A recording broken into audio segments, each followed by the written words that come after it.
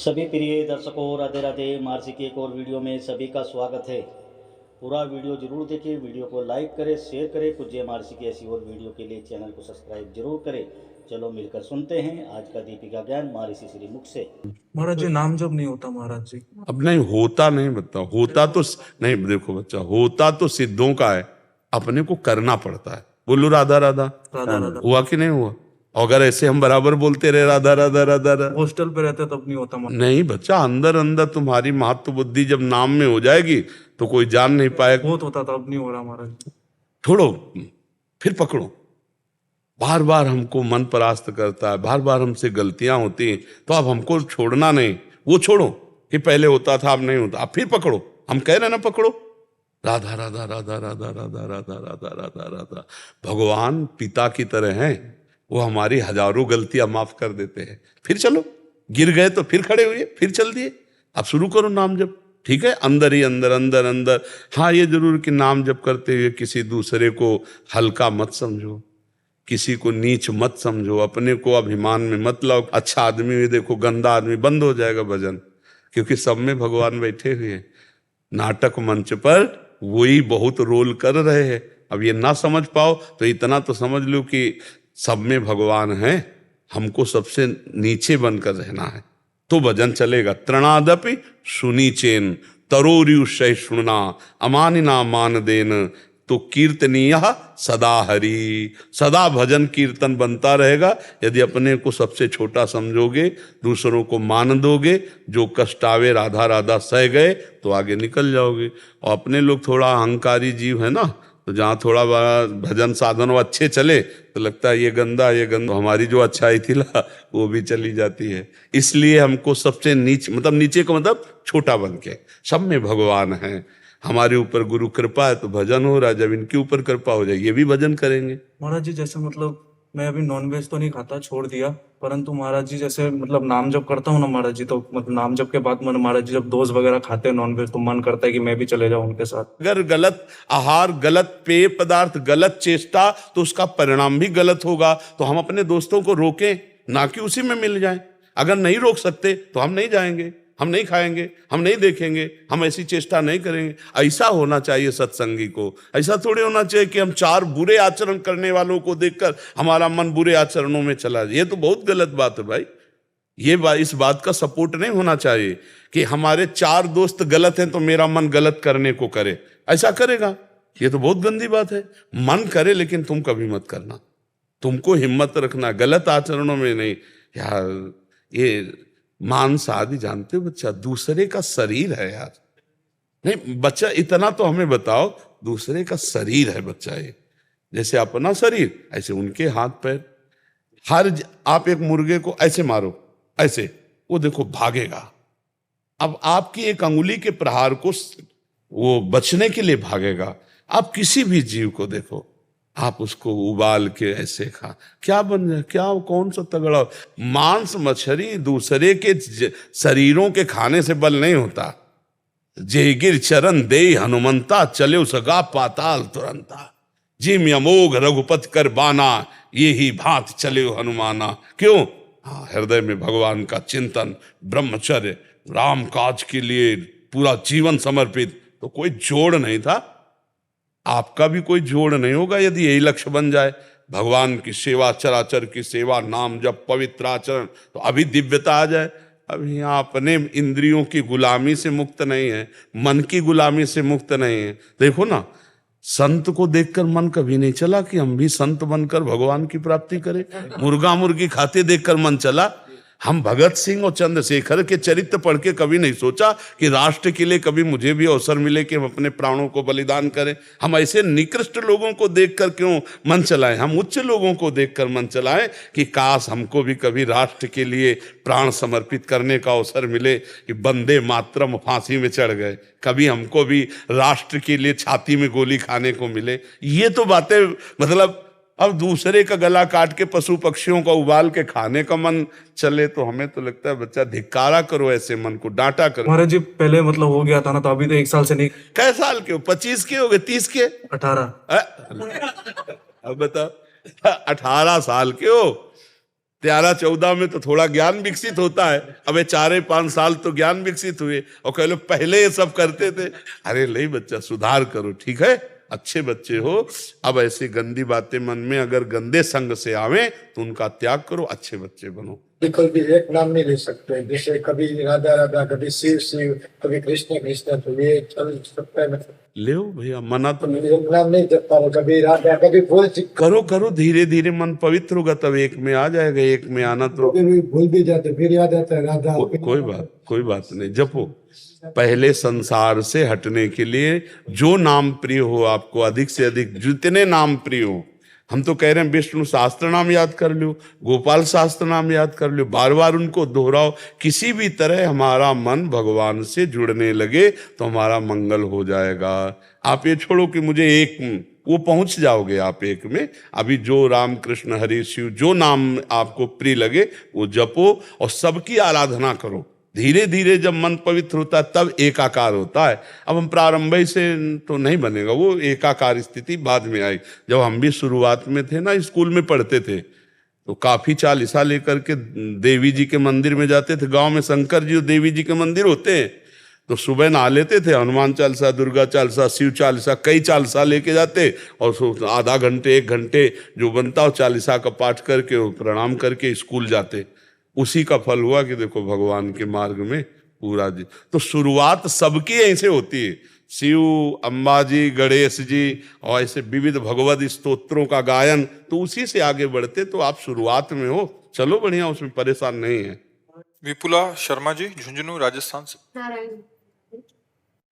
राधा वल्लभ श्री हरिवंश, नारायण प्रभु। महाराज जी, आपके चरणों में कोटि कोटि नमन। महाराज जी, सर्वप्रथम आपकी असीम अनुकंपा व प्रेम जिसने भारतवर्ष में नवीन भक्ति का संचार किया के लिए आपको कोटि कोटि धन्यवाद। महाराज जी, मेरा प्रश्न है कि जिस प्रकार श्री कृष्ण जी ने गीता जी में अनेकों साधनों द्वारा भगवत प्राप्ति के मार्ग बताए हैं, अष्टावक्र गीता जी में एक श्लोक आता है, धर्मो अधर्मो सुखम दुखम मानसानी न ते विभो, ना करता असी ना भोक्ता असी मुक्तम एवासी सर्वदा, कहकर साधन रहित हो जाने का उपदेश दिया है। महाराज जी, प्रभु साधन रहित कैसे हुआ जाता है, इसके लिए। किसका प्रश्न? साधन किससे होते हैं?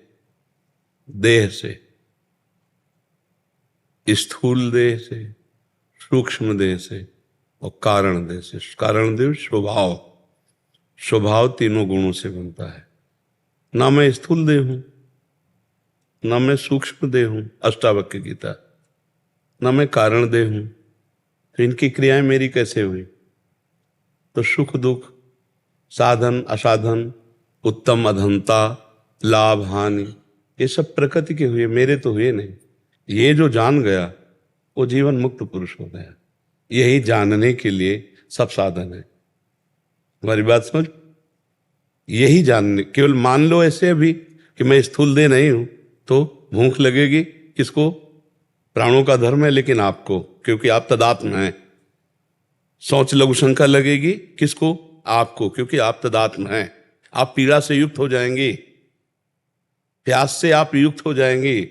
4 दिन आपको सोने को न दिया जाए शरीर को, आप विक्षिप्त हो जाएंगे, क्योंकि आप तदात्म हैं। कहने से नहीं होगा मैं शरीर नहीं हूं। इसके लिए साधन है। साधन से असाधनों का त्याग। साधन करते करते अंतःकरण जैसे निर्मल हुआ, जैसे निर्मल जल में, शांत जल में नीचे क्या है हमें दिखाई देता है, ऐसे ही पवित्र अंतःकरण में हमारे स्वरूप का साक्षात्कार हो जाता है।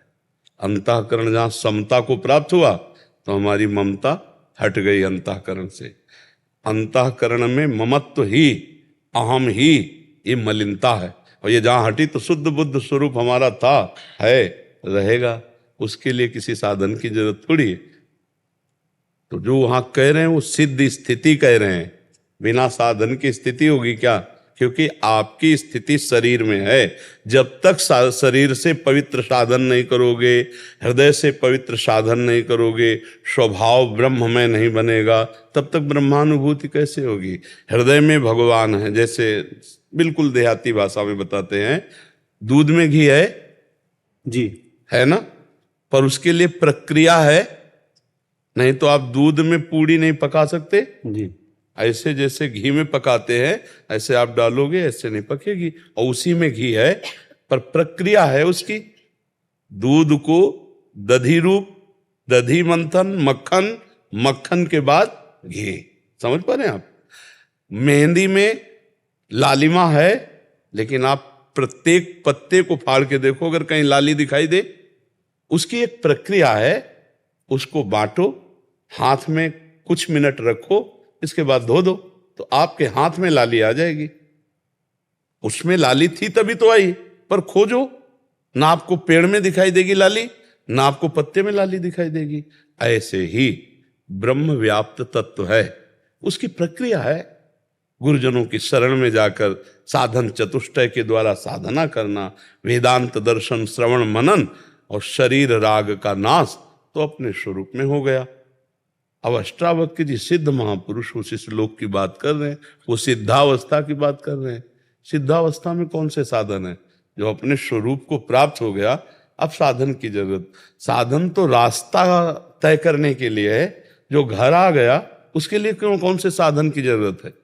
भाई साधन की जरूरत, बोले हमें कोई ना कोई तो साधन चाहिए, हमें अमुक जगह जाना है, और जब अमुक जगह पहुंच गया तो साधन की जरूरत क्या है? वो पहुंची हुई बात कह रहे अष्टावक्र जी, और आप पहुंचे हुए तो हो नहीं, तो आपको जाना है तो राधा राधा राधा राधा नाम रटो, भगवान की लीला कथा सुनो, महापुरुषों के वचन सुनो, तो उससे शरीर राग नष्ट हो जाएगा। जैसे अभी कल की चर्चा में था, प्रचेता गणों ने 10,000 वर्ष तक जब रुद्र भगवान के उपदिष्ट स्तोत्र का गायन किया, तो उनका अंतःकरण पवित्र हुआ, वो आत्मबोध को प्राप्त हुए। भगवान श्री हरि का दर्शन भी हुआ और आत्मबोध को भी प्राप्त हुए। तो हमें ये चाहिए कि हमें साधन करना है। जो लोग संतों का संग नहीं करते, गुरुजनों के कृपा पात्र नहीं होते, वो इन्हीं सब बाहरी बात, तो अंदर तो समझ नहीं पाए श्लोक का भाव। बाहरी बातें जो हमें करना चाहिए वो छोड़ दिए, और जो नहीं करना चाहिए वो कर रहे हैं, और बातें ज्ञान की कर रहे हैं, अनुभूति कुछ नहीं, वो एकदम पाखंड हो जाता है। एक बात ये समझना है कि बिना क्रिया के 1 मिनट भी कोई शरीर नहीं रह सकता। आप ऐसे हाथ पैर बांध दो और बैठाल दो ऐसे, बोले अब क्रिया हो रही अंदर देखो। शरीर अगर क्रिया नहीं कर रहा तो अंदर क्रिया हो रही है। 3 शरीर है, अब सूक्ष्म शरीर से क्रिया हो रही, यार कब मुझे छोड़े, कब मैं, ये क्रिया तो हो रही है। और सुषुप्ति में भी क्रिया होती, सोने में भी। अगर सुषुप्ति में क्रिया ना होती तो बोले यार कच्ची नींद जगा दिया हमें, मतलब नींद की भी एक क्रिया है जो पक्की होगी जाके, नहीं बोले आज खूब यार मस्ती से सोए।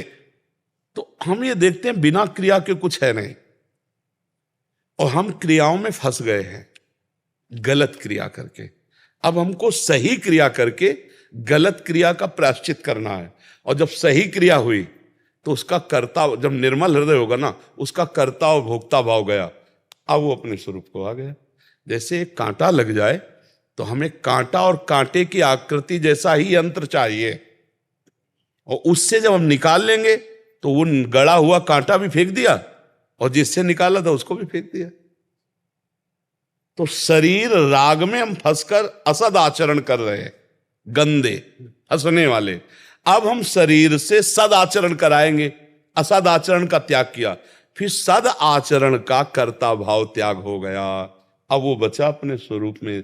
नहीं तो बड़े बड़े महात्मा जो ब्रह्म बोध संपन्न हुए, आप उनके चरित्र पढ़ के देखो, कितने तपस्वी, कितने नियमनिष्ठ, कितने व्रत वाले, तब वो बोल रहे हैं हम ब्रह्मास्मि। ऐसे थोड़ी ब्रह्म स्वरूप में कि हाँ, तभी गोस्वामी जी ने लिखा है, ब्रह्म ज्ञान बिन नारी नर करे न दूसरी बात, और कौड़ी लागी लोभवश करे विप्र गुरु घात। गोस्वामी जी ने लिखा है, ब्रह्म ज्ञान की बातें करते हो, स्थिति कहाँ है अपराध वाली। तो जब तक तपस्या नहीं, साधना नहीं, पवित्र आचरण नहीं, तब तक हम शरीर राग से मुक्त नहीं हो सकते। बातें चाहे जितनी बनाई जाए कि मैं शरीर नहीं हूं, जब भूख प्यास लगेगी, जब सोच लघु शंका लगेगी, सर्दी गर्मी लगेगी, मान अपमान, विपत्ति सुख, इनसे परे होता है आत्मस्वरूप, और हम अभी इसी में हैं। ईमानदारी से देखो, इसी में है कि नहीं? तो हमको चलना पड़ेगा ककहरा से, पीएचडी की बातें करें, आता ककहरा ना हो तो हालत क्या होगी? नहीं होगी। तो ये है पीएचडी की बात बच्चा, और स्थिति है ककहरा में नहीं, परमार्थ का ककहरा नहीं आता, और बात हम पीएचडी की करें तो सफल नहीं होंगे। तो उससे फिर लगता है कि आप सही स्थिति में आओ ना। वास्तविक आपका ऐसा ही स्वरूप है तो केवल वाणी से बोलने से नहीं होगा, रात दिन भजन करने से होगा, रात दिन शास्त्रों का स्वाध्याय, चिंतन, पवित्रता, व्रत, नियम, तपस्या, तब जाके ब्रह्मबोध होता है। ऐसे मनमानी भोजन करें, मनमानी भोग भोग ले, संसार में विचरण करें और ब्रह्मबोध हो जाए तो सबको ना हो जाए? फिर आप विचार करो। तो नाम जप करो पहली बात तो, और भगवान के जो महान भागवत ज्ञानी जन हुए उनके वचनों को सुनो, शास्त्रों का स्वाध्याय करो और चरित्र पवित्र रखो। आज का सत्संग जो सुनाओ तो प्रारंभ यहीं से हुआ था कि श्री जी के चरणों का आश्रय, निरंतर नाम जप, आचरण पवित्र, संयम युक्त, 3 बातें कही थी। ये बात कोई भी स्वीकार कर लो, तुम्हारा मंगल हो जाएगा। भगवान के चरणों का आश्रय और नाम जप, और तुम्हारा चरित्र आचरण पवित्र हो, बस फिर आप निकल जाओगे। भले हम माला 2 माला 4 माला नाम जप कर ले, आश्रय भोगों का है, रुपया पैसा संसार का, भगवान का आश्रय नहीं, भोगों का आश्रय, और बहुत ही मनचला स्वभाव है, जो देखा उसी में फिसल गए। और 2-4 माला भाई नाम जप कर लिया, तो इससे तो बात नहीं बनेगी। नाम जप हुआ घड़े में पानी डालना और अंदर है छेद, तो तुम्हारा घड़ा कभी भरेगा ही नहीं, कभी तुम्हें आनंद का अनुभव ही नहीं होगा। तो आप कहोगे भजन करते 20 साल हो गए, नहीं, सही ढंग से चलो। अगर छेद नीचे से घड़े के बंद कर दो, 5 बूंद डालोगे, फिर 5 बूंद डालोगे तो एकत्रित होना शुरू हो जाएगा। तो इसीलिए आचरण पवित्र। आज हमारे समाज में आचरण की महत्ता कम होती चली जा रही, नहीं होती चली जा रही। संयम, पवित्रता, आचरण, इनका बहुत बहुत ह्रास हो रहा है। आप शरीर पवित्र रख के देखो, 1 महीना जूठा मुंह मत रखना, शरीर पवित्र रखो और ब्रह्मचर्य रह के देखो, 1 महीने में आपको ऐसा लगेगा आप देवता है। 1 महीने में लगने लगेगा, एक मतलब दिव्यता आने लगेगी। अपने लोग गंदे आचरणों में, गंदे दृश्यों में, गंदे चिंतन में, गंदे आहार में जीवन व्यतीत कर रहे हैं, तो एक पशुता सी आती चली जा रही, राक्षसी बुद्धि आती चली जा रही। नौजवान जन है कैसे कैसे आचरणों में अपने को इंजेक्शन आदि नशे में करना, माताओं बहनों की तरफ कितना राक्षसी भाव रखना। देखो घटनाएं होती रहती ना, सुनते मतलब राक्षस है ना, राक्षस पूरा राक्षस है, मार ऐसे मारा, ऐसे मारा, ऐसे, और अपनी वासना की, तो राक्षस है कि नहीं। एक मनुष्य जब धर्म से भ्रष्ट हो गया तो वो बिना सींग और बिना बड़े बड़े दांतों वाला राक्षस बन गया कि नहीं। बोले उसने ऐसा किया और मार डाला, ये क्या है, ये क्या है। तुम्हारा शरीर जैसे तुम्हें प्रिय है वैसे सबको प्रिय है, तुम केवल अपनी वासना के लिए कर डाला ना, तो ये राक्षस भाव। आचरण अपवित्र तो देखो कहां तक पहुंचा दिया। एक आचरण ने उसकी तो हिंसा कर ही दी और अपनी भी हिंसा कर दी, अपना भी जीवन बर्बाद कर दिया, या तो आजीवन कारावास या तो फांसी की सजा। मतलब कैसे कैसे। तो हमें लगता है कि हर मनुष्य को ये जो लाभ मिला है मनुष्य देह का, ये भगवान का आश्रय लेकर सत शास्त्रों का स्वाध्याय, संतों का संग, नाम जप, ये जरूर करना चाहिए। अगर नहीं करोगे तो ये पशुता पिंड नहीं छोड़ेगी, ये कोई ना कोई ऐसी गलती करा दे। मान लो नहीं ओपन हुआ तो आप अंदर अंदर जलेंगे। अगर भयानक पाप बन गया तो आप सह नहीं पाओगे, आपका मन आपको दंड देना शुरू कर देगा, फिर लगेगा यार अपना ही शरीर नष्ट कर लें। ऐसे ऐसे विचार आने लगते। जब हमारा पाप कर्म बन जाता है और कोई उसका दंड नहीं मिलता तो हमको डिप्रेशन में उतारता है। ये दंड है, हर समय भयभीत रहना, व्यर्थ की कल्पना करना, व्यर्थ की चिंता करना, ये उन्हीं पापों का फल है जो ओपन नहीं हुए, जिनका कोई दंड नहीं मिला। इसलिए हमारी प्रार्थना है कि ब्रह्म ज्ञान, भगवत प्रेम, ये बहुत ऊंचाई पे रखा हुआ है। ये ऐसे नहीं है कि आप ऐसे तोड़ो और खा लो, बहुत ऊंचाई पे है। उसके लिए आपको चरित्र पवित्र रखना पड़ेगा, नाम जप करना होगा, दूसरों का उपकार करना हो। ये देह मिली है दूसरों का माता पिता परिवार ये तो अपने है ही है। गली चलते अगर किसी पशु पक्षी की भी सेवा करनी पड़े तो हम उसके लिए भी राजी रहे, तब जाकर हमारा हृदय पवित्र होगा। फिर हमको भगवान गुरुदेव की कृपा से ये जो तत्वबोध है, ये तत्वबोध है, अकर्ता स्थिति अभोक्ता स्थिति, ये तत्वबोध है, ये तब होता है जाकर के। अब ऐसे पढ़ लिख करके थोड़ी होता है, पढ़ लिख के नहीं होता, वो होता है। देखो इसीलिए उपनिषद में लिखा है, नायमात्मा प्रवचनेन लभ्या न मेधया न बहुना श्रुतेन। बहुत प्रवचन करने वाले को तत्वबोध नहीं होता, बहुत प्रवचन सुनने वाले को तत्वबोध नहीं होता, बहुत बुद्धिमान को तत्वबोध नहीं होता। बोले होता किसको है? बोले आत्मा जिसे वर्ण कर लेती है। आत्मस्वरूप गुरुदेव भगवान, मोक्ष मूलम गुरु कृपा। गुरुदेव भगवान उनकी आज्ञा में अपने जीवन को अर्पित कर दिया और उनकी कृपा से सब ज्ञान विज्ञान आ जाता। समझ रहे बच्चा? हेमलता तिवारी जी। राधे राधे महाराज जी। महाराज जी, मैं 1 साल से आपकी अमृतवाणी का सोपान करते हुए आपके वचनों पर चलने का पूरा प्रयास कर रही हूँ। महाराज जी, आपने कहा है कि अपने कर्मों को भगवान को अर्पित कर दें। गुरुदेव, मैं जब भी अपने लड्डू गोपाल जी के समक्ष अपने कर्मों को अर्पित करती हूँ तो मुझे लगता है कि गोपाल इतना छोटा है और मैं अज्ञान के भंडार से भरी हुई मेरी गठरी है, कितने कुकर्म। एक बात हम जरूर बताते हैं और सुना भी होगा अगर आप प्रतिदिन के श्रोता हैं। देवकी वसुदेव जी के सामने भगवान नारायण चतुर्भुज रूप में पहले प्रकट हुए। जब उन्होंने स्तुति वंदना की तो कहा, मैं अभी तुम्हारा बालक बनूंगा, पर तुमको ये पता होना चाहिए कि तुम्हारा बालक है कौन, इसलिए मैंने हरि रूप। तो गोपाल जी लड्डू गोपाल हैं वो, पर हैं कौन ये भी तो पता होना चाहिए ना। कर्माध्यक्ष अखिल कोटि ब्रह्मांडों के स्वामी भगवान हैं। हमारा भाव है कि मेरे पुत्र हैं, वात्सल्य तो वो है। अगर आप ऐसे भाव नहीं रखोगी तो फिर कैसे समझ पाओगी? क्या यशोदा मैया को भगवान ज्ञान नहीं दे रहे क्या? देखो दूध पिला रहे हैं लाला को, अब वो पीते चले जा रहे हैं, अब वो भाव में पिलाती चली जा रही, तो उन्हें तोंद में हाथ फेरा कि इतनी बुद्धि पेट है लाला की, और ये इतनी देर से पीता ही चला जा रहा है, कहीं अपच ना हो जाए। मैया को आया तो भगवान को जमाई आई, जी आ किया सोई देखा अनंत ब्रह्मांड। भगवान के पेट में अनंत पूरा। थोड़ी देर बाद फिर उनको लगा, अरे मेरी नेत्रों का आँखियों का दोष है, ये तो मेरा लाला है। कई बार भगवान ने विराट रूप दिखाया है। एक बार छड़ी लिया और जब दाऊ दादा कह रहे थे कि यानी मिट्टी खाई, बोले कन्हैया तेने मिट्टी खाई? बोले मैया मैंने तो मिट्टी नहीं पाई। बोले दाऊ दादा कभी झूठ नहीं बोलते, तो मुंह दिखा।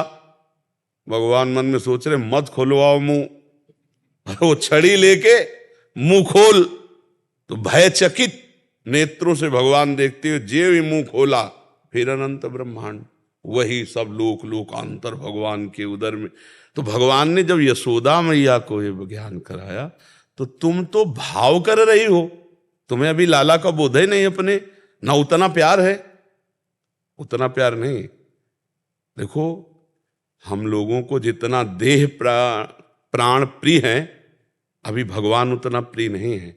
और जिस दिन भगवान प्रिय हो जाएंगे उस दिन ये बात ही तुम्हारे मुख से नहीं निकलेगी, क्योंकि स्थिति हो जाएगी ना आपकी।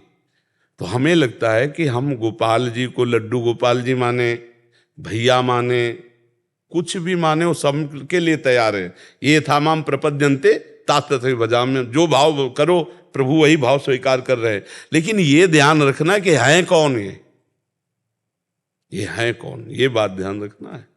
कहीं भी भगवान इसीलिए प्रकट होते तो पहले भगवत्ता रूप से प्रकट होते हैं। कौशल्या जी के सामने पहले भगवान रूप में प्रकट हुए, फिर माता पुनि बोली सोमति डोली तजहु ताते रूपा की जैसे सुलीला अति प्रिय शीला सो सुख परम अनुपा। तो सुनि बचन सुजाना रोदन ठाना होई बालक सुरभूपा।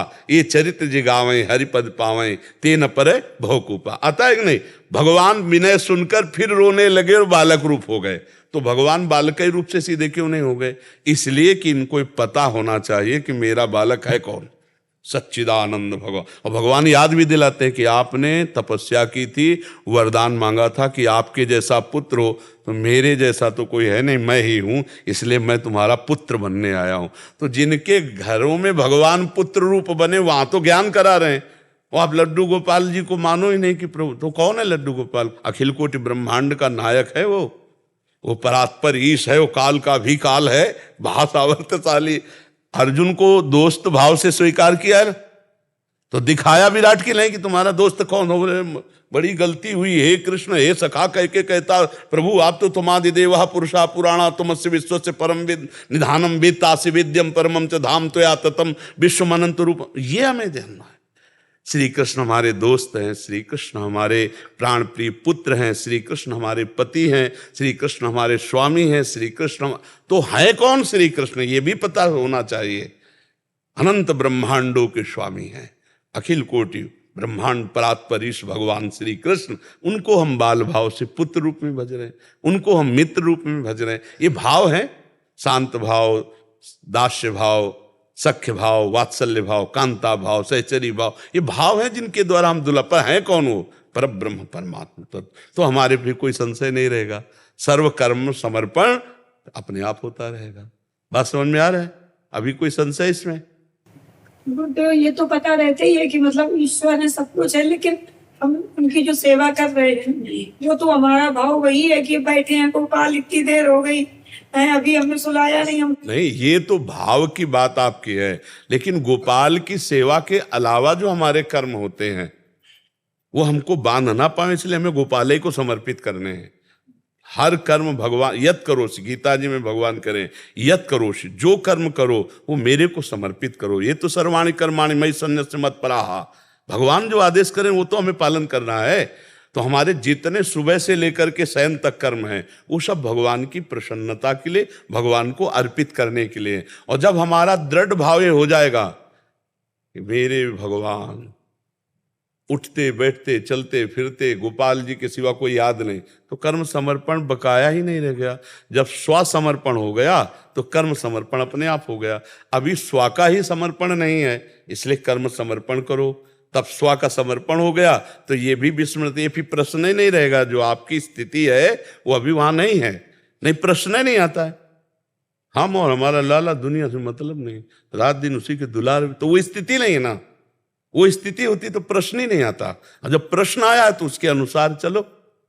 लाला से इतना आसक्ति हो जाए, जैसे आप अपने इकलौते अबोध पुत्र से जो खुद अपने शौच लघु शंका इनका कोई ज्ञान नहीं, भूख प्यास उसकी कोई सामर्थ्य नहीं कि वो पानी पी सके, अबोध ऐसे गोपाल जी से प्यार किया। और उस प्यार की जब तन्मयता आ गई तो प्रश्न क्या रह गया? जब हम ही समर्पित हो गए तो हमारे कर्म तो अपने आप समर्पित हो गए। अभी स्व समर्पित नहीं हुआ, इसलिए समस्या है। नहीं तो बस अपने लाडली लाल या अपने गोपाल उन्हीं में तन्मया स्थिति में प्रश्न कैसा? और जब तक तन्मया स्थिति नहीं तब तक हमें सिद्धांत से चलना होगा, तभी हम प्राप्त कर पाएंगे। आप सबसे प्रार्थना है अपनी तरफ से, देखो मानव जीवन बड़ा कीमती है। शराब पीना, मांस खाना, पराई माता बहनों की तरफ गंदे विचारों से देखना या आचरण करना, ये सर्वनाश की जड़ है। ये सुधार कर लो, नाम जप करो, दूसरों को सुख पहुंचाने के आचरण करो। 4 दिन हैं, इसी में कमाई कर लो, भूल मत करो। हमें जाना है यहाँ से, हम सबको यहाँ से जाना है। हम कह रहे स्वस्थ शरीर, ऐसे चलते चलते दिल फेल हो जाता है। 1 मिनट में कब हम यहाँ से चले जाएं और फिर हमको कमाई का अवसर नहीं मिलेगा। ये मानव देह में ही हम कमाई कर सकते हैं, अच्छी या बुरी। मनुष्य जन्म में नवीन कर्म कर सकते हैं। तो हम दूसरों को सुख दें, नाम जप करें। ये मांस खाना, दूसरों को कष्ट दे करके, या शराब पीना, ये आसुरी प्रवृत्ति, या माताओं बहनों की तरफ गंदी दृष्टि से देखना, ये सर्वनाश करने वाला है। ये महापाप के अंतर्गत आता है। तो हमारी जहाँ तक शब्द पहुँचे, प्रार्थना है कि आप अच्छे अच्छे पदार्थ पाओ, अच्छे विचार वाले बनो, स्वस्थ रहो, दूसरों के काम आओ। दूसरों की सेवा में आओ, दूसरों को शोषण करके नष्ट करने वाले मत बनो। ये मानव जीवन बहुत कीमती है, दुर्लभो मानुषो देहो, इसका लाभ ले लो। उठते बैठते चलते फिरते राधा राधा राधा कृष्ण कृष्ण, क्या पैसा लगता है? और ये आपको सब कुछ प्रदान कर देगा, लोक परलोक के सारे सुख प्रदान कर देंगे। देखो, अगर किसी को लगता हो क्या राधा राधा राधा राधा कृष्ण कृष्ण जपते रहें जैसे लोगों को, तो क्या हमारे सारे काम बन जाएंगे?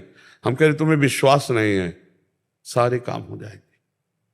भगवान ने सृष्टि रचना के समय किसी का सहयोग नहीं लिया, नहीं, एक संकल्प मात्र से अनंत ब्रह्मांड बन गए।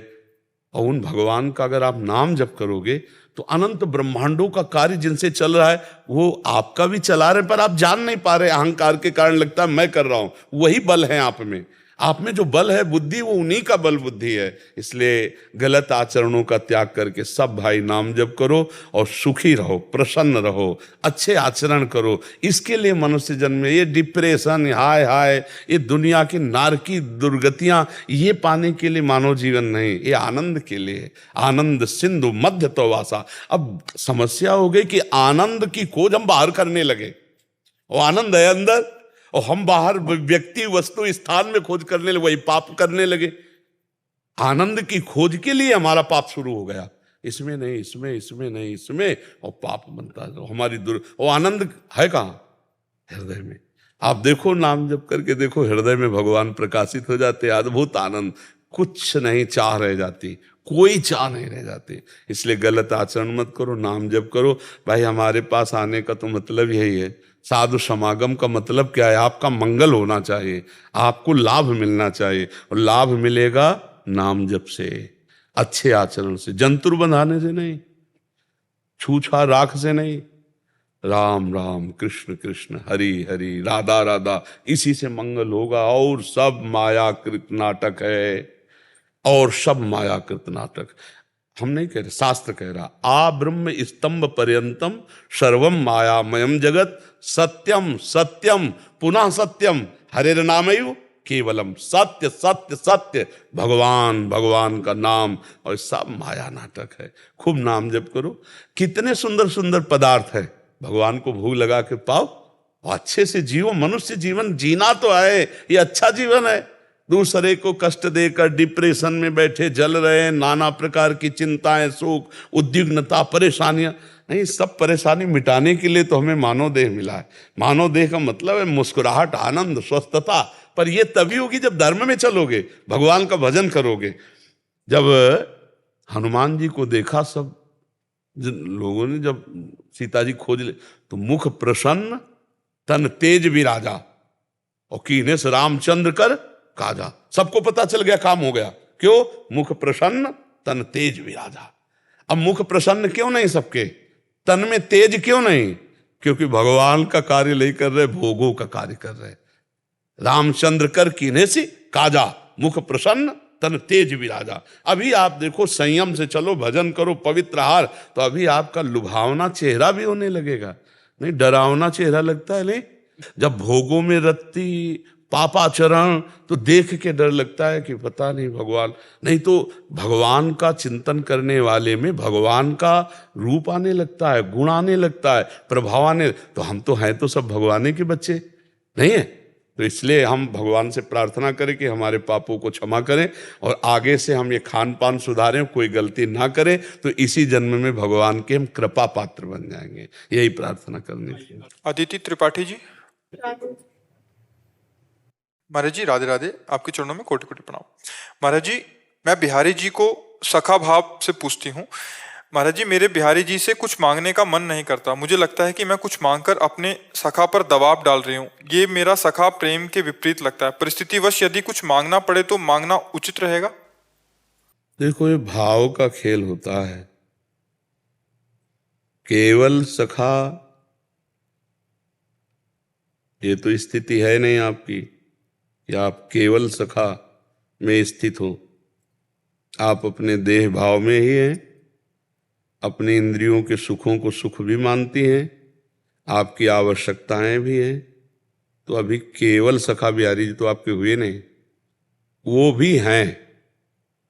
जैसे सब हमारा देह मन बुद्धि ऐसे वो भी उनसे है, लेकिन केवल वही मेरे हैं। जैसे मीरा जी, मेरे तो गिरधर गोपाल दूसरो न कोई, स्थिति तो यह है नहीं। तो अब मांगने का प्रश्न खड़ा होता है, तो अब हम किसी और से थोड़ी मांगेंगे, हमारा सखा ही है, महालक्ष्मी पति है, अनंत ब्रह्मांडों का स्वामी। इतना तो बोध होना चाहिए कि है कौन प्रभु ये, अनंत ब्रह्मांडों के स्वामी, अखिल लोक चूड़ामणि, महालक्ष्मी जिनके चरण सहलाती रहती, वे मेरे प्रभु हैं। वही मेरे प्रभु मेरे सखा हैं। अब समस्या कोई है ही नहीं। पहली बात, हम अपने लिए कुछ मांग सकते नहीं, क्योंकि हमारे प्राणनाथ सखा हैं बिहारी जू। अब बिहारी जू के लिए कुछ मांगना बनता नहीं, क्योंकि वो सर्वज्ञ पहले से व्यवस्था करते। तो यद्यपि मांगना बिल्कुल नहीं बनता ही नहीं मांगना, क्योंकि हम जिससे मांग रहे हैं वो अल्पज्ञ थोड़ी, वो तो सब कुछ जानते हैं, सर्वज्ञ हैं। अब अगर मांगते हैं तो फिर हम केवल बिहारी जी से मांगते हैं, और पूरी हो या ना पूरी हो, दोनों में हमारे प्यार में कमी नहीं होगी, तब तो भक्ति है। और अगर तो फिर वो भक्ति टिकाऊ नहीं रहेगी, वो श्रद्धा टिकाऊ नहीं रहेगी। आप समझ पा रहे हैं हमारी बात को? किसका प्रश्न है, आप समझ रही? हाँ। स्नेहा गर्ग जी, मुंबई। राधा वल्लभ श्री हरिवंश महाराज जी, आपके चरणों में कोटि कोटि प्रणाम। महाराज जी, आपके सत्संग सुन के सब सवालों का हल मिल जाता है। मेरा महाराज जी एक फिर भी सवाल है कि श्री जी और आपकी कृपा से राधा वल्लभ श्री हरिवंश नाम का जाप करने का प्रयास कर रही हूँ। महाराज जी, क्या श्री राधा वल्लभ लाल जी में अनन्य भाव की प्राप्ति करने के लिए श्री कृष्ण के दूसरे रूपों से मन हटाना पड़ेगा? जैसे मैं मुंबई में रहती हूँ, राधा गोपीनाथ और राधा रास बिहारी मंदिर जाते हैं, उनके रूप जैसा श्री कृष्ण का ही बहुत से विग्रह स्वयं श्री वृंदावन धाम में भी है। तो क्या अनन्य होने के लिए केवल राधा वल्लभ लाल जी के ही रूप का दर्शन चिंतन करना होगा? मुंबई जहां मैं रहती हूँ, वो जो विग्रह है मेरे को बहुत प्यारे लगते हैं, वहां के गोपीनाथ जी मुझे नहीं यहीं भेजा है महाराज जी। मेरा गोपीनाथ जी राधा वल्लभ नहीं है क्या? वही है महाराज। हाँ, भाव समझना है कि राधा गोविंद देव जी, राधा दामोदर जी, राधा बांके बिहारी, राधा वल्लभ जी, राधा रमण जी या राधा गोपीनाथ जी, वही प्रभु हैं। अलग अलग भक्तों की कुंजों में जब गए तो उन्होंने अलग अलग नाम रख दिया, प्रभु वही हैं। गलबहिया दिए हुए गोपाल भट्ट जी की कुंज में तो राधा रमण जी, स्वामी हरिदास जी की कुंज में तो राधा बांके बिहारी, हरिवंश चंद्र जी की कुंज में तो राधा वल्लभ जी। अलग अलग महापुरुषों ने जो भगवान को दुलार किया, तो अपने दुलार से नाम रख दिया, लेकिन है कौन? है तो वही प्रिया प्रीतम है ना। राधा वल्लभ जी तो घोर पापी में भी विराजमान है। ये क्रूरापि पापिनो न च सताम संभाष्य दृश्यास्ते सर्वान वस्तु तया निरीक्ष परम स्वाराध्य बुद्धिर्मम, परम स्वाराध्य बुद्धिर्मम। मेरे राधा वल्लभ लाल सब में, फिर वो तो राधा वल्लभ है ही। तो हम जहां भी देखें जय राधा वल्लभ लाल की, जहां प्रिया प्रीतम विराजमान, वो राधा ही वल्लभ जी हैं। अच्छा, जो रूप है तो अभी भावना लगाने के लिए है। जो प्रभु का स्वरूप है वो इन सबसे विलक्षण है। जितने भी रूप आप देख रहे हो इन सबसे विलक्षण है। जैसे श्याम, तो श्याम सुंदर की श्यामता त्रिभुवन में किसी से प्रमाणित नहीं की जा सकती। जैसे महापुरुषों ने कहा कि ठाकुर जी के श्री अंग की कांति कैसी, बोले नील मेघ के समान श्यामल कांति। तो क्या हमने नील मेघ को देख लिया तो श्री कृष्ण के श्री अंग को देख लिया क्या? नहीं। बोले लालजू की कैसे अंग कांति, बोले केकी कंठाभ नीलम, मोर के गले की जैसी नीलिमा। तो हमने देख लिया क्या? मोर की गले की नीलिमा देख ली। तो श्याम वो ऐसे है कि ये प्रकृति, जिनके उदाहरण दिए जा रहे हैं, ये प्रकृति और वो परमात्मा, ये प्रकृति मायामय और वो सच्चिदानंदमय। सच्चिदानंदमय देह का जो सच्चिदानंदमय श्याम रंग है, वो प्रकृति से कैसे जोड़ा जा सकता है? इतने सुंदर प्रभु हैं कि आज तक कोई स्याही ही नहीं बनी जो श्याम की श्यामता को, और आज तक कोई गोरा रंग नहीं बना जो लाडली जू के गोरेपन को उतार सके। क्योंकि कागज प्राकृतिक, स्याही प्राकृतिक, बनाने वाला और उसकी बुद्धि प्राकृतिक, और प्रभु चिदानंदमय। तो कैसे चिदानंद को कैसे उतारा जा सकता है? पर हम भावना करते हैं, मानी संख्या से सवाल हल करते हैं। माना ये राधा श्याम सुंदर, माना ये मेरे प्रीतम। अब जब उनका ध्यान करते भजन करते तो करते करते उसी में वो प्रकाशित हो जाते हैं। तो हम राधा वल्लभ जी को बहुत सीमित रूप वाला मत समझें, हर रूप उन्हीं के है। हमारा अगर प्यार बढ़ रहा है किसी रूप में तो हम राधा वल्लभ जी उनको मानकर ध्यान करते, पहुंच तो वहीं जाएंगे जहां पहुंचेंगे। वो रूप जब कोई देखता है तो फिर नेत्र फिर बाहर और कुछ देख ही नहीं पाते। पी मूर्ति नयनन बसे तेहि रस राय समाये, ये लक्षण सुन प्रेम के और न कछु सुहाय। अभी जैसे बने तैसे संसार का चिंतन छोड़ो और प्रभु का करो। और जब प्रभु का चिंतन अखंड होने लगेगा और वो जब रूप आएगा प्रभु का तो फिर सब बंद हो जाता है। फिर वो कठपुतली की तरह जैसे प्रभु चलाते वैसे चलता है, वो अलग बात है। तो हमारी बात समझ रहे हो ना? हाँ। तन्नू जी कनाडा से। राधा वल्लभ श्री हरिवंश महाराज जी, आपके चरणों में कोटि कोटि वंदन। गुरुदेव, मैं कनाडा में लॉन्ग टर्म केयर मतलब अति वृद्ध लोगों की सेवा में नर्सिंग स्टाफ के रूप में कार्यरत हूँ। वहाँ इच्छा मृत्यु को सरकारी स्वीकृति दी जाती है ताकि जो लोग अत्यधिक वृद्ध व रोगग्रस्त हो उन्हें उनकी पीड़ा से मुक्ति मिल जाए। महाराज जी, एक इंजेक्शन के द्वारा इस क्रिया को हमारे किया भारत जाता है। में इसका, हमारे धर्म शास्त्रों में उसे आत्मा कहते हैं। जब तक जीवन है बिना किसी छेड़छाड़ के उसे भोगो जो दुख सुख आ रहा है, और काल के द्वारा इस जो विधान किया गया उसके द्वारा शरीर छोड़ो। काल का विधान, मान लो एक्सीडेंट हो जाए, ये काल का विधान है। जल में पैर फिसल गया आप डूब, ये काल का विधान है। दिल फेल हो गया, रोग या आयु पूरी के जैसे काल के विधान के अनुसार, या ऐसा पाया गया है परमहंस दिव्य महापुरुषों में वो अपने, पर वो भी काल तक अपने शरीर को पूरा करते और फिर अपने जब काल की प्रेरणा देखी तो शरीर को ध्यानस्थ होकर छोड़ दिया। ऐसा ये हमारे भारतीय संविधान में तो है नहीं और शास्त्रीय संविधान में नहीं। भारतीय संविधान में तो नहीं ना, नहीं, हजारों रोज मरने के लिए तैयार हो जाए, झंझट करता हूँ। तो ऐसा नहीं है, परेशानी भोगो, नहीं तो अगले जन्म में भोगना पड़ेगा। वो परेशानी तो तुम्हारी बच्ची, और ये शरीर नष्ट कर दिया, सरकारी विधान से भी खिलाफ है, भागवतिक विधान से भी खिलाफ है। हमारे यहाँ तो ऐसा संविधान है कि अगर आप शरीर छोड़ने की बात सोच रहे हो और आप पकड़े गए तो फिर आपको दंड मिलेगा, नहीं मिलेगा। बोले शरीर छोड़ना चाहता था, मतलब सुसाइड करना चाहता था, तो उसके ऊपर लागू हो जाएगा ना सजा। हाँ, तो हमारे ना शास्त्र सम्मत ये बात है और ना हमारे कानून सम्मत है। किसका प्रश्न? महाराज जी, इनका कहना है कि अभी जैसे बाहर रहते हैं तो वहाँ इनकी उपस्थिति, हम ये नहीं कहेंगे तुम एक जैसन लगा मार। नहीं महाराज जी कहते हैं कि वहाँ रहते तो अभी इस पाप उसकी नहीं, हम इसके विषय में नहीं बोल सकते क्योंकि ये हमारे शास्त्र से विरुद्ध बात है। नहीं, अगर कोई कष्ट भोग रहा है, मान लो सड़ रहा है, तो सड़ने में उसको हम औषधि देंगे, उसकी पीड़ा ना पहुंचे ये बात करेंगे, लेकिन वो भोग ले इस शरीर से। अगर हम शरीर छुड़वा दिया तो दूसरा नए शरीर में वो सब भोग आएगा। अभी पुराने शरीर में भोग ले और पवित्र होकर शरीर छोड़कर गया, तो अब जो नया शरीर मिलेगा वो तो अच्छा मिलेगा ना, नहीं तो पुराना स्टॉक नए वाले को बर्बाद कर देगा। अब अज्ञानी जीव समझते नहीं, बोले दे दो इंजेक्शन, जीवन मुक्त हो गया। जीवन मुक्त तो नहीं हुआ, वो तो कूड़ा करकट लेकर और अगले जन्म को बर्बाद कर दिया और आप बने उसके हत्यारे। हमारी भाषा में,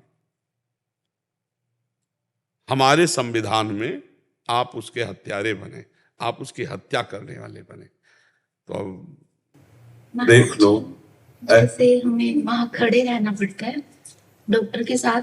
देखो, अनुमोदन, कर्ता, प्रेरक तीनों को बराबर पुरस्कार या दंड मिलता है। अच्छा काम, जैसे अब कोई वृंदावन के प्रेमी हैं, यार क्या बैठे रहते हो यार, कभी जाओ वृंदावन, एक परिक्रमा करके आओ, दर्शन करके आओ। ये हुआ प्रेरणा, और वो चला। तीसरे ने पूछा कहाँ जा रहे हो? बोले वृंदावन। अरे बोले कितने बड़े भाग्य की बात यार, तुम वृंदावन जाओ, जाओ भाई, तुम आनंद लो।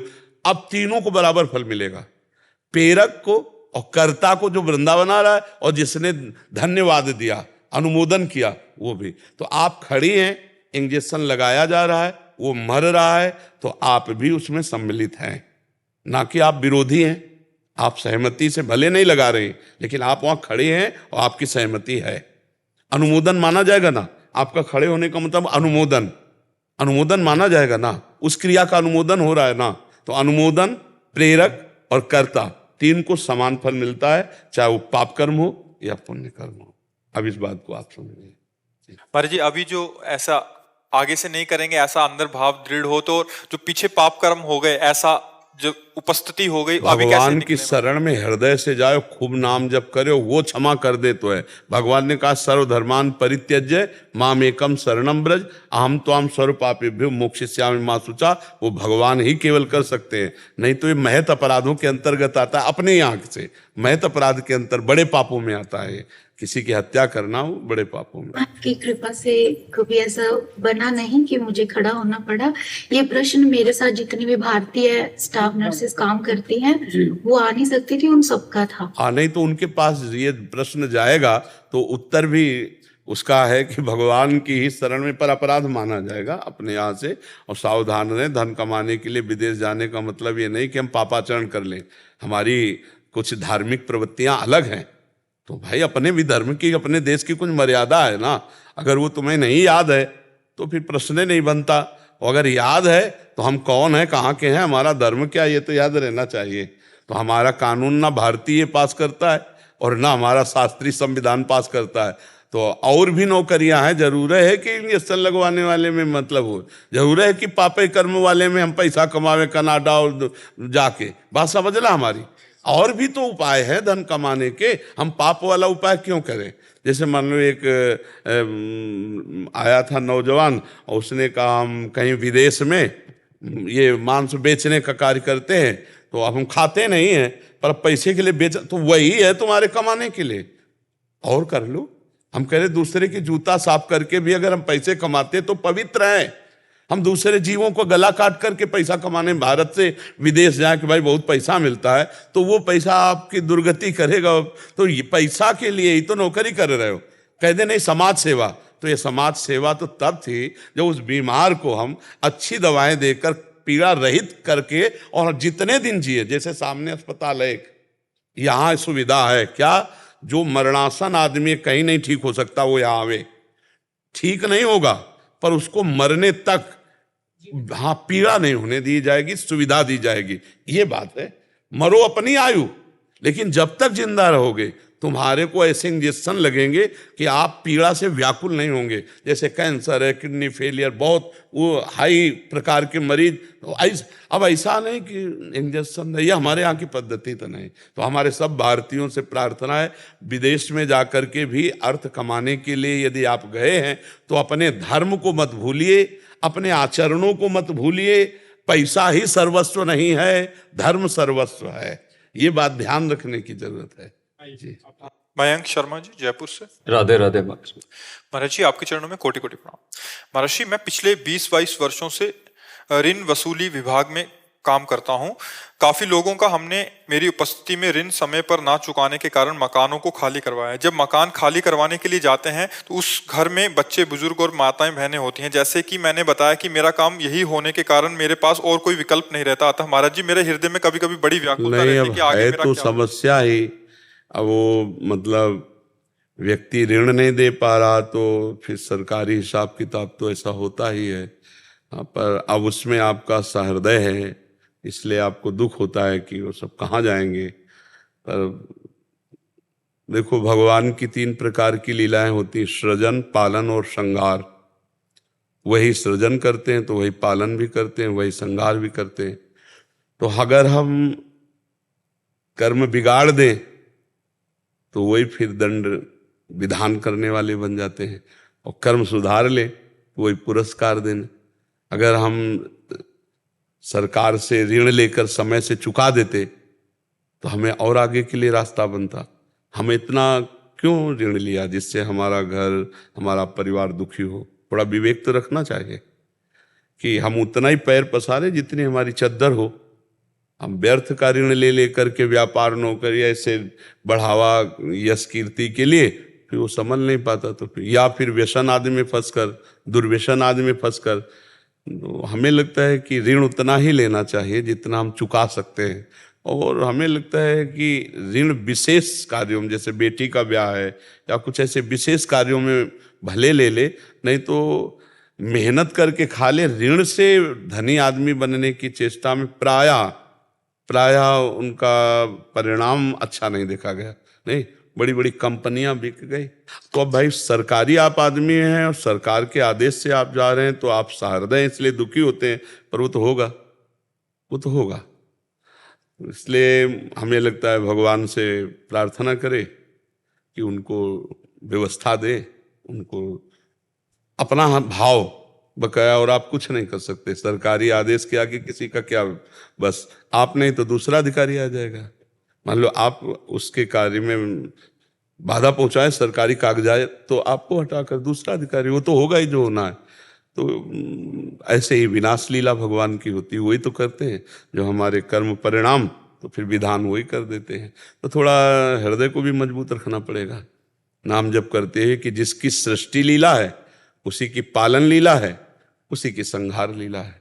तो संहार लीला का एक अंश तो ये हुआ ही ना, इसलिए धैर्य रखो, नाम जप करो, सामने वाले के लिए मंगल कामना करो, है ना। और जैसे कोई अपराधी है, अब उसने अपराध किया कि उसको मृत्यु दंड मिलना चाहिए, अब बड़ा दयालु जज है, पर उसको करना पड़ेगा, नहीं करना पड़ेगा, उसको हिम्मत करनी पड़ेगी और उस अपराधी को मृत्यु दंड देना होगा, चाहे जितना दयालु हो, क्योंकि विधान है। तो ऐसे ही आपका कार्य है। तो सहृदय होने के कारण ऐसा भाव आएगा, लेकिन क्रिया वही होगी जो सरकारी विधान से होना, उसमें कोई बचाव पक्ष हो नहीं सकता।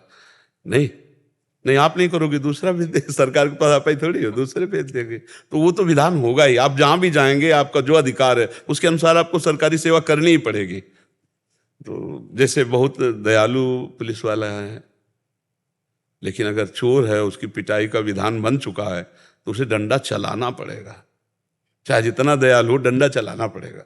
क्योंकि डंडा चलाने से वो पवित्र होगा और वो कानूनी विधान से युक्त होगा, वो उसका अब अपने कानून के अंतर्गत रहे, तो ये डंडा चलाना भी पूजा हो जाएगी। भगवान का ही सारा खेल है। जब सामने विपक्ष में भगवान श्री कृष्ण अर्जुन के और भीष्म जी इधर, तो भीष्म जी महाभागवत है ना, अर्जुन के भी बाण मारते और भगवान के भी मार देते। और भगवान आराध्य देव है, भीष्म पितामह जी के आराध्य देव। क्योंकि लीला में जब आपने हमको ये स्वांग दिया कि हम आपसे युद्ध करें, तो फिर हम वैसे ही करेंगे। तो आपने स्वांग दिया है लीला में, तो फिर ये हमें करना पड़ेगा, ये विवेक से समझना पड़ेगा, है ना। जिसके लिए जो भगवान विधान करते, प्रभु आज्ञा जेहिका जस आई, सो ते भांति रहे सुख लाई। कोई दूसरा उपाय नहीं है। आपको लगता है क्या कोई दूसरा उपाय? कोई उपाय नहीं जी। शशिधर तिवारी जी। जी, राधे राधे श्री हरि। राधे राधे गुरुदेव। गुरुदेव, गीता में भगवान ने निष्काम भक्ति को श्रेष्ठ बताया है। हम ग्रस्त हैं, संसारिक हैं, तो क्या भगवान से संसारिक वस्तु पदार्थों को मांगना गीता में ही भगवान ने 4 प्रकार के भक्त बताए हैं, आर्त, अर्थार्थी, जिज्ञासु और ज्ञानी। और चारों को अपना भक्त कहा है, चारों को उदार कहा है, ज्ञानी को अपनी आत्मा कहा है। तो हम प्रभु से ही केवल मांगे, बस ये अट रखना है। जैसे गोस्वामी जी कह रहे हैं, बने तो रघुबर ते बने, बिगड़े तो भरपूर, तुलसी और अन ते बने, ताबनि बे पे धूर। अगर मांगना ही है तो सिर्फ प्रभु से मांगना, संकट निवृत्ति करनी तो सिर्फ प्रभु से। तो भगवान ने कहा वो उदार हैं, मतलब हमारे मांगने को भी भगवान उदार कर रहे हैं। लेकिन उदार भगवान जो हमें दे रहे हैं, लेकिन वो इतने उदार हैं कि उनसे कोई मांगे तो भी उसे उदार कह रहे हैं कि उदार है जो हमसे मांग रहा है। जैसे पिता अरबपति है और बेटा किसी दूसरे से 2 रुपए मांग रहा हो, तो पिता को बुरा लगे ना। और जब अपने पिता से वो मांग रहा है तो खुश हो जाता है। ऐसे भगवान खुश होके कह रहे वो उदार है जो मेरे से मांगता है, मेरे से मांगता है। अरे ऐसे प्रभु, पर इसमें एक बात रख ले कि हमारे प्रभु सर्वज्ञ हैं और हमने चाहा कि ये काम बन जाए, तो हमको ये प्रार्थना करने की प्रभु चाह तो हमारी है, पर आप सर्वज्ञ हैं। देख लो, अगर पूरी होने से हमारा आपसे बिलगाव होता हो तो कभी पूरी मत करना। आपके विरुद्ध कोई हमारी मांग हो तो कभी पूरी मत करना। प्रभु आपको जिसमें अच्छा लगे मांगेंगे तो हम आपसे, क्योंकि आपके बच्चे हैं, आपसे मांगेंगे। पूरा ना पूरा होना ये आपकी इच्छा के ऊपर है। आप तो इसमें हम श्रद्धावान होकर चलते रहेंगे, नहीं तो हमारी श्रद्धा में ठेस पहुंच जाएगी। जैसे हमने चाहा कि प्रभु तो जरूर हमारी बात ये पूरी कर देंगे, और उनको लगा कि पूरी करने में ये विषय संसार में फंस जाएगा, और उन्होंने पूरी ना की, तो आपको फिर लगेगा ना कि भगवान ने मेरी बात नहीं। हम गृहस्थ हैं गुरुदेव जी, और न चाहते हुए भी भगवान से मांगना पड़ा। हम मानते हैं ये बात, क्योंकि जब तक ज्ञान नहीं होगा, जब तक ज्ञान नहीं होगा तब तक मांगना पड़ेगा। नहीं तो मालिक ठाकुर जी हैं, मुनीम आप हैं, तो घाटा और मुनाफा ठाकुर जी का, आपको क्या मांगने की जरूरत है। बात देखो, नाथ सकल संपदा तुम्हारी, मैं सेवक समेत सुत नारी। तो भगवान गीता जी में कहते हैं, तुम केवल मेरा अनन्य चिंतन करो, योगक्षेम का वहन मैं करूंगा। तो विश्वास कर लो, मांगने की जरूरत क्या है। अनन्यस चिंतयन्तु माम ये जना परिपासते, तेषाम नित्याभियुक्तानाम योगक्षेमं वहाम्यहम। तो हमें विश्वास नहीं हुआ ना वहाम्यहम का, चलो हम मांगते हैं। प्रभु ने उसकी भी छूट दी, पर हम प्रभु को छूट दे दें। पूरी हो तो जय जय, और ना पूरी हो तो जय जय। आप मंगल भवन हो, जिसमें हमारा मंगल हो वही आप करेंगे। हम लाख बार मांगे तो भी आप अपने ही मन की करना। तो हम ऐसे अगर चलेंगे तो भगवत प्राप्ति भी हो जाएगी, और हमारी कामनाएं शांत या पूर्ण हो जाएंगी। भगवान कामना पूर्ण जब नहीं करते तो उसको नष्ट कर देते हैं। वो कामना हमको फंसाने वाली होती है। हमें लगता है कि नहीं यार, इसको पूरी होने में क्या फंसते हम, लेकिन उनको पता है कई तरह की बात होती है। कभी कभी वो पिटवा कर प्रतिकूलता और विपत्ति देकर अपनी तरफ दौड़ाते हैं, क्योंकि हम लोग बड़े वैसे हैं। हाँ, मतलब हम तो देहाती भाषा में कहते हैं चिपकू स्वभाव। नहीं, छोटी छोटी विषयों में हम लोग चिपक जाते हैं कि बोले यार हम जिंदगी में इसके बिना नहीं रह सकते। कितनी ऐसी बातें हैं जिनके बिना हम नहीं रह सकते। एक पेस्ट में बोले हम तो केवल अमुक पेस्ट ही करते हैं, मतलब हमारा एक चिपकू स्वभाव है, पकड़ने वाला स्वभाव है। तो हमने क्या क्या पकड़ रखा है आप देखो। हमें सबसे मुक्त होना इतना पकड़ रखा है कि भगवान न छुड़ावे तो जन्म जन्म लग जाए, हम छोड़ न पावे। तो भगवान हम जब शरण में हैं तो हमको विषय भी देंगे, पर हमको वैराग्य भी देंगे, क्योंकि भगवान की शरण में वैराग्य के बिना भगवत प्राप्ति नहीं होती। तो वैराग्य देने के लिए प्रतिकूलता देंगे। जैसे पुत्र से अधिक प्यार है, अब थोड़ा पुत्र का, हाँ, अब वो आपसे प्रतिकूल व्यवहार करेगा, क्योंकि आपका राग नष्ट होना है। जहां जहां आपका राग है, भगवान उससे राग रहित करने के लिए कभी कभी प्रतिकूल व्यवहार। तो अगर भक्त संतों का संग करता है तब तो उसका विचार सही दिशा में जाता है, नहीं तो गलत दिशा में चला जाता है। वो प्रतिकूल सोच जाता है, वो निगेटिव सोच उसको फिर वो भक्ति रहित कर देती है। तो हमें ये प्रार्थना आपसे करनी कि मांगिए, पर भगवान के भरोसे होकर परिणाम को भगवान के ऊपर छोड़ दीजिए, तो उससे बड़ा मंगल रहेगा। बहुत उम्मीद करता हूँ आज का ये वीडियो बहुत पसंद आया होगा। कमेंट में जय श्री राधे राधे जरूर लिखें, वीडियो को लाइक करें, शेयर करें। पूज्य महर्षि की वीडियो के लिए चैनल को सब्सक्राइब जरूर करें। आज के लिए इतना ही, जल्द मिलते हैं महर्षि की ऐसी और वीडियो के साथ। राधे राधे।